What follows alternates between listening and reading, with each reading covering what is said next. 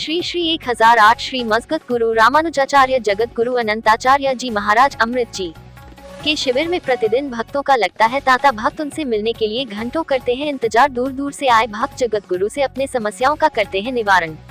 आज महाकुंभ के पावन स्नान मौनी अमावस्या की विशेषता एवं दान पुण्य की महत्वता को जानने सुपर फास्ट न्यूज की टीम जगत गुरु से मिलने पहुंची। देखे खास रिपोर्ट।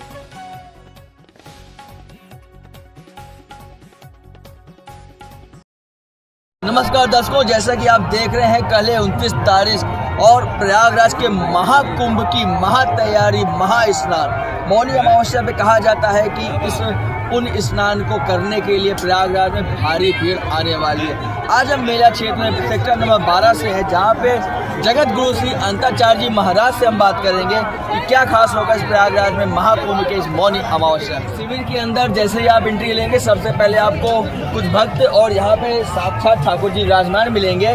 हमारे जगत गुरु अनंताचार्य जी महाराज को बहुत प्रिय है, हम उनसे आपको मिलाए।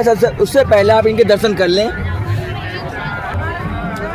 ठाकुर जी के दर्शन के बाद आपको इस शिविर में कुछ भक्त मिलेंगे जो जगत गुरु से मिलने के लिए समय लेते हैं और उनके पास मिलकर अपनी समस्याओं का निवारण करवाते हैं।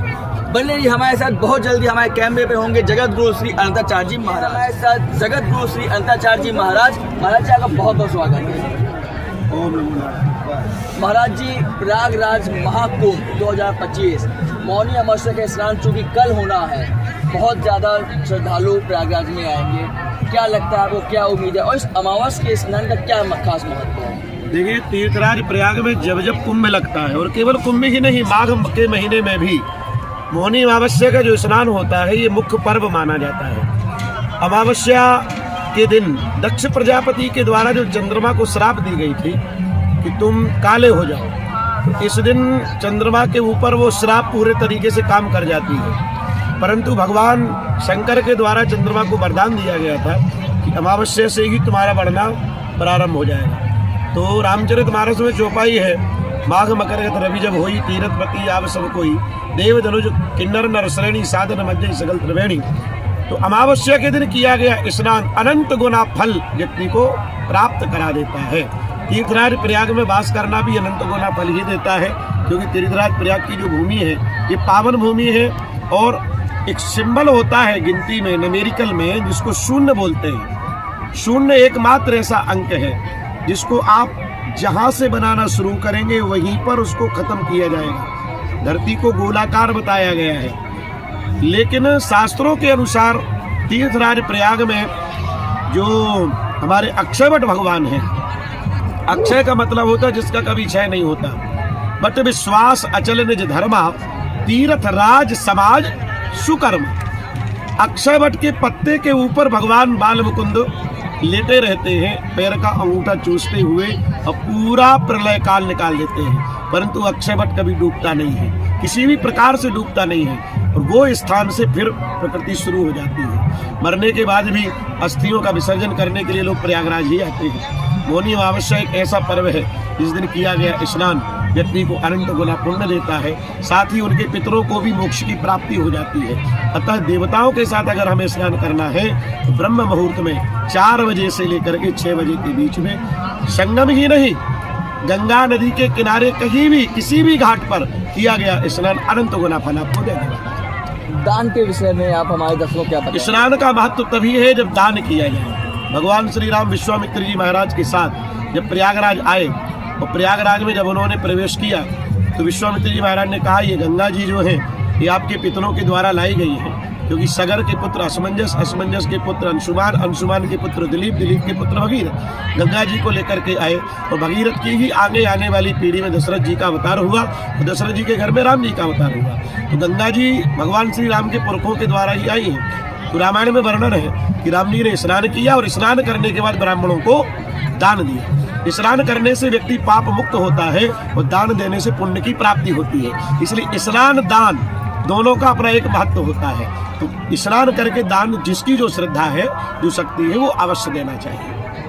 महाराज जी, यहाँ पे आपके भक्तगण आते हैं और बहुत देर देर आपका इंतजार करते हैं, आपसे मिलने के व्याकुल होते हैं। इस मतलब इतना बिजी शेड्यूल कह सकते हैं आप हमारी भाषा में, बिजी शेड्यूल में महाराज जी कैसे आप उनका निवारण करते हैं? बहुत आते हैं, कष्ट से आते हैं, कैसा मतलब आपको समय देते हैं, किस तरीके से आप करते हैं? देखिए, प्रयागराज में कुंभ में, माघ मेला में, कुंभ में शिविर लगाने का मतलब ही है सेवा करना।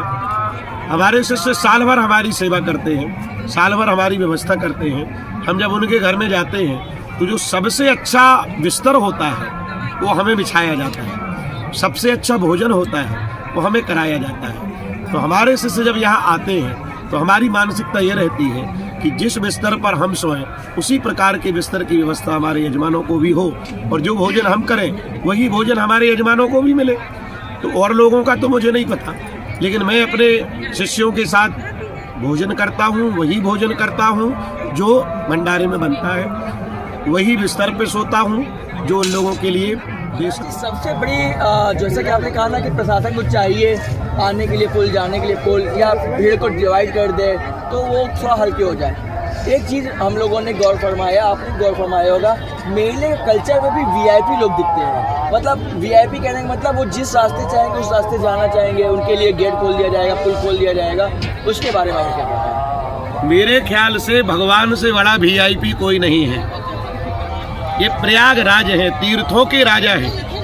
मेरा मानना ये है, मेरा अपना मानना है, मैं किसी के ऊपर थोप नहीं रहा हूँ, ना हो किसी की ये बात है। मेरा अपना मानना है, तीर्थराज प्रयाग की पावन भूमि में कोई भी वीआईपी बन करके ना आए तो बड़ी कृपा होगी।